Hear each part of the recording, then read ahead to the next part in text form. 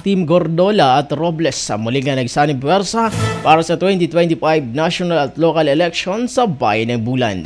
Para sa detalye ng balita, nasa linya Mega Patrol number 5, Romel Coro. Bicol Network News Report!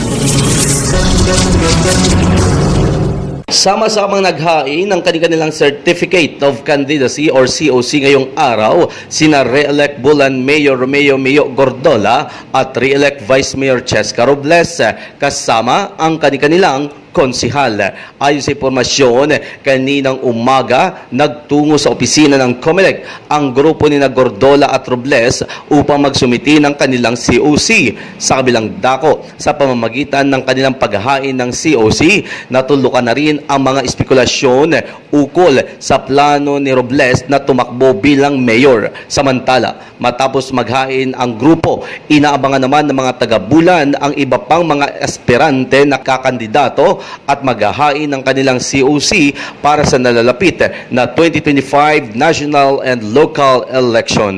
Para sa Bicol Network News, Mega Patrol number 5, Romel Grabador Coro, tatak, tunay na serbisyo.